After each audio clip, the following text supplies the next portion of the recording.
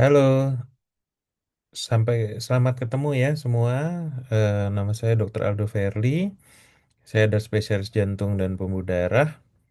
Dan pada hari ini kita akan belajar dari seri kardiologi untuk dokter umum ya. Jadi ini seri di YouTube channel saya bertujuan untuk meningkatkan pengetahuan kita ya bersama tentang topik-topik yang sering kita jumpai di bidang jantung dan pembuluh darah.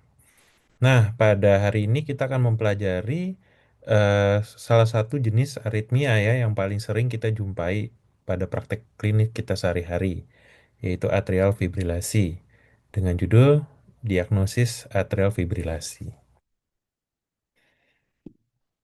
Nah, apa yang kita pelajari pada sesi hari ini? Kita akan mempelajari tentang definisi dari atrial fibrilasi dan bagaimana menegakkan diagnosa atrial fibrilasi baik itu dengan pemeriksaan fisik maupun dengan rekam jantung ya. Jadi ini adalah seri dari beberapa kuliah tentang atrial fibrilasi dan hari ini kita akan belajar tentang definisi dan diagnosanya. Nah, atrial fibrilasi sendiri itu adalah salah satu kompetensi ya dokter umum paling tidak untuk mengenali dan melakukan tata laksana awal. Nah, bisa kita lihat teman-teman di sini ya, di poin 11, fibrasi atrial itu mempunyai tingkat kompetensi yaitu 3A. Jadi kita bisa mendiagnosa dan bisa melakukan tata laksana awal ya pada kasus-kasus fibrasi atrial ini.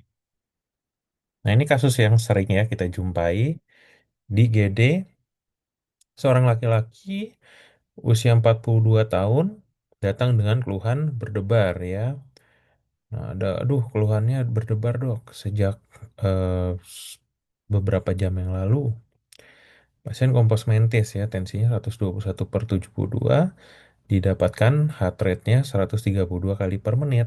Namun saat kamu palpasi, irreguler ya, nadinya tuh tidak teratur.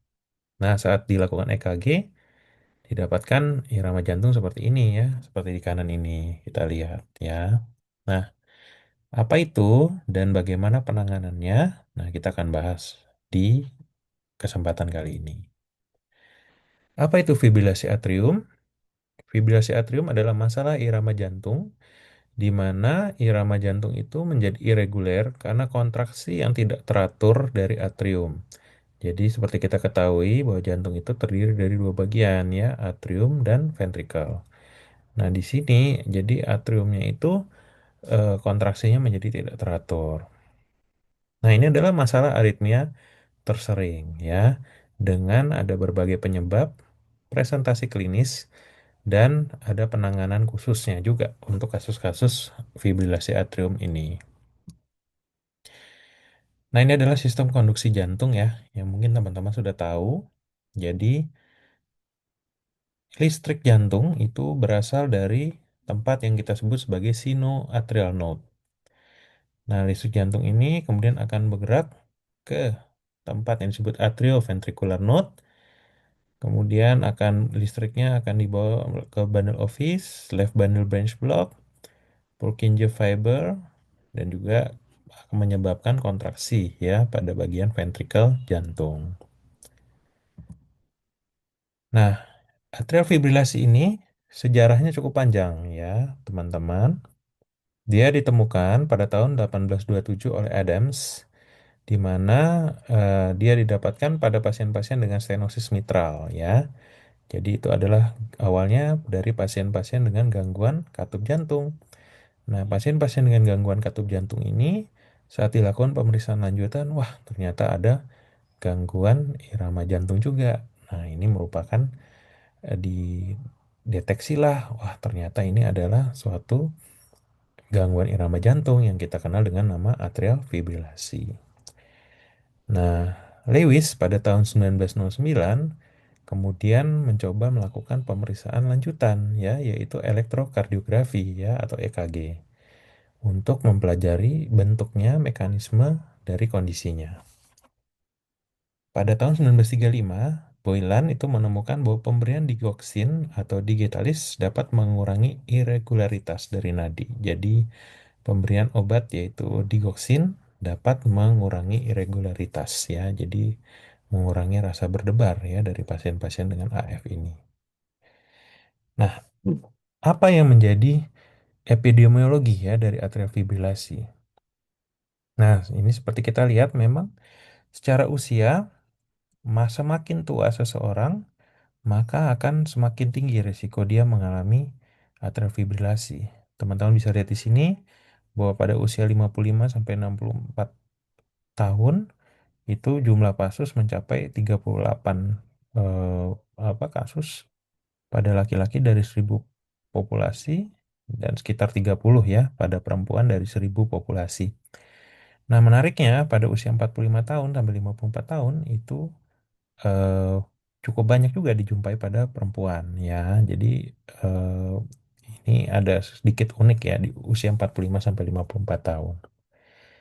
Nah, apa yang menjadi penyebabnya? Nah, kita bisa lihat di sini beberapa penyebabnya. Yang pertama adalah HHD, hypertensive heart disease, penyakit jantung rematik RHD, gagal jantung atau cardiac failure, coronary heart disease atau penyakit jantung koroner, dan stroke ya. Jadi ini ada beberapa eh, etiologi ya, beberapa sebab ya dari AF ini. Dan yang paling sering adalah HHD ya, hypertensive heart disease. Dan pada HHD ini lebih sering pada perempuan ya dibandingkan pada laki-laki. Nah, ini data dari IGD ya, ini apa yang etiologinya ya dari AF nih memang eh, kalau data dari IGD karena kondisinya lebih akut biasanya lebih sering datang dengan penyakit jantung iskemik ya. Nomor dua hipertensi, penyebab lain RHD, baru masalah tiroid. Nah, ini dia masalah tiroid juga teman-teman harus waspada ya karena seringkali juga penyebab masalah HF ini adalah tiroid. Jadi teman-teman harus pastikan juga apakah ada masalah tiroid atau tidak ya pada pasien-pasien dengan AF. Nah, ini keluhannya ya. Jadi apa yang menjadi keluhan utama saat di IGD? Yang paling pertama adalah gagal jantung. Jadi pasien datang dengan keluhan sesak. Nah, ini yang menarik ya. Nomor dua adalah masalah cerebrovaskular ya. Jadi masalah stroke ya. Jadi 13% ya pasien dengan ini itu biasanya datang dengan stroke ya. Jadi kalau teman-teman menemukan pasien stroke harus dipastikan EKG-nya. Apakah ada MI? Nomor tiga, nyeri dada, angina, digotoxicity. Jadi ini masalah dari overdosis dari digoxin ataupun infeksi pada rongga dada. Nah, ini adalah beberapa etiologi ya dari AF berdasarkan data dari IGD. Nah, penting bagi kita untuk melakukan deteksi dini ya pada pasien-pasien dengan AF. Nah, apa tujuan utamanya? Biasanya untuk memperbaiki gejala dari CHF, hipotensi atau angina yang disebabkan oleh irama jantung yang cepat, memperbaiki fungsi jantung secara umum, memperbaiki toleransi olahraga pasien, dan menurunkan risiko tromboembolisme dan stroke. Nah, ini data dari Indonesia itu didapatkan bahwa keluhannya mayoritas datang dengan dyspnea ya 52%, diikuti nyeri dada 34%, palpitasi 26% dan juga sinkop 19%.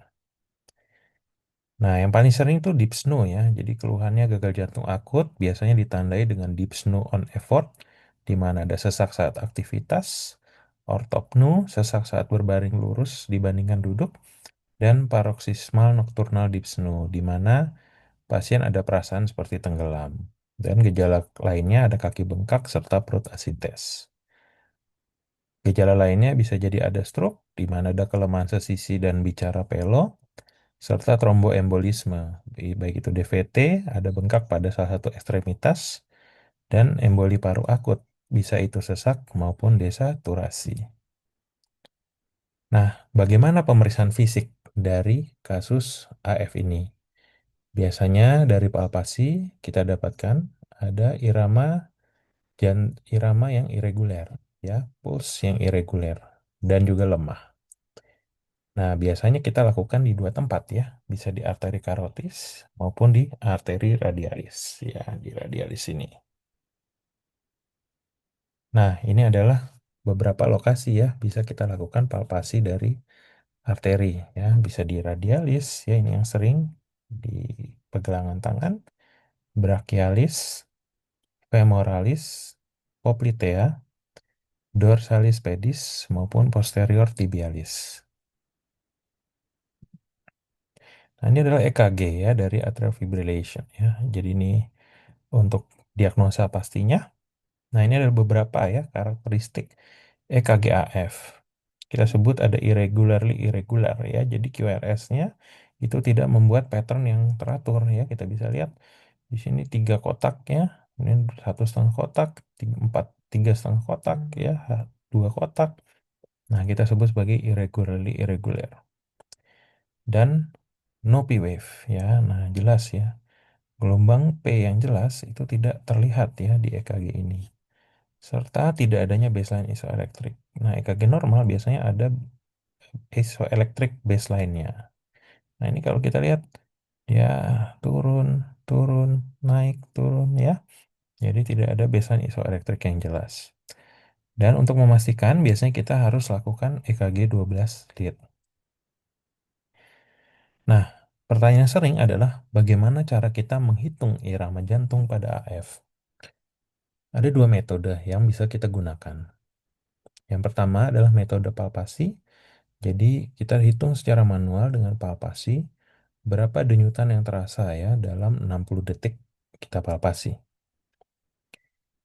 Metode kedua adalah dengan metode EKG ya. Jadi kita ambil sadapan EKG 12 lead, hitung jumlah QRS yang terlihat pada strip 10 detik yang terlihat, kalikan jumlah QRS dengan 6. Apabila terlihat misalnya ya, terlihat 14 QRS dalam 10 detik, 14 dikali 6 ya, jadi 84. Nah, ini adalah contoh ya, EKG 12 lead AF ya. Nah, gimana cara kita menghitung heart rate-nya? Kita coba hitung berapa QRS ya yang terlihat pada strip ini ya. Kita coba ya. 1, 2, 3, 4, 5, 6, 7, 11, 12, 13, 14, 15, 16, 20, 21, 22, 23, 24, 25, 26, 27, 28, 29. Ya. Nah, berarti QRS yang terlihat adalah 29.